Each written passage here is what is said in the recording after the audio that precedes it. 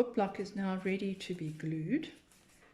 So to glue it, we're going to need a piece of mull that is just shorter than the actual block. If we were going to trim it, that wouldn't matter, and we would trim the mull when we trimmed the book, but we are not going to trim this one. So it needs to be a few millimeters, a couple of millimeters on each side, say, shorter than the block, and wide enough so that there's maybe 1.5 centimeters on each side. Then what I'm going to do here is use my boards and my G-clamps again in order to hold the book fast. Let's do it with this. So what we want to do, because again we need to be precise because we're not going to trim the edges, so we need to get them as lined up as possible. So basically knock it flat from the top. Make sure the top is flat, that's the most important. And we're going to lie it on the edge of a board with, say, 1/3 of it sticking out, the third that is that has been stitched. And then I'll put another board on top here, and I'm going to use this to clamp it down. Basically using the clamps here not to press it as much as to just hold the book block in place while we glue it.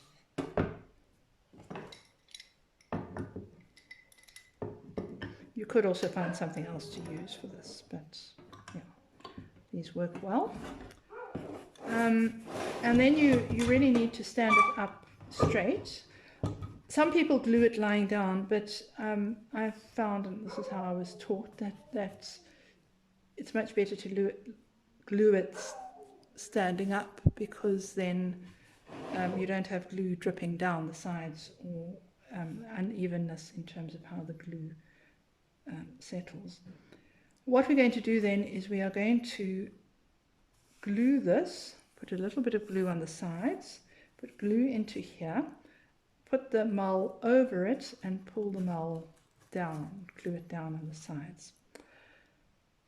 It's important for this that your glue, we're using PVA glue, it's important that it's reasonably thick so that you really don't want it too runny, or else it will risk seeping in too much and you'll get glue where you don't want it, plus it won't be as strong.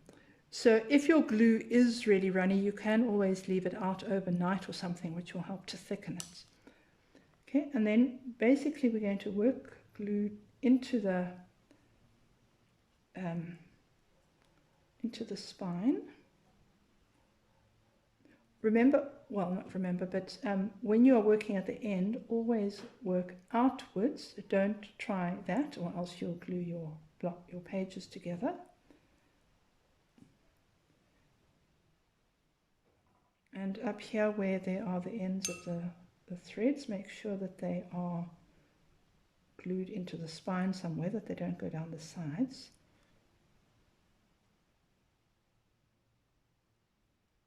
Right, we'll glue on there. I'm going to put a little bit of glue on the sides.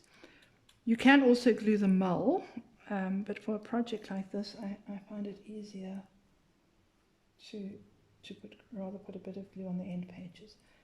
Just make sure it's not too much. Always have a damp cloth around you when you're working. In fact, a dry cloth is also helpful for some things, but you definitely need a damp cloth.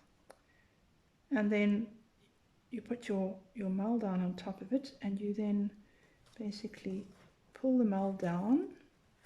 This is a small block, so it's, you can sort of use whatever works for you, but I would normally do this with a bigger book.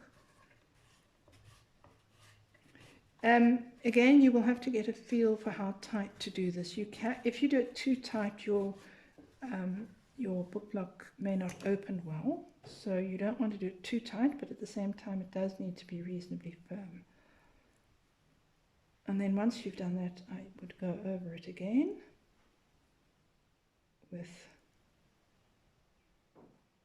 glue.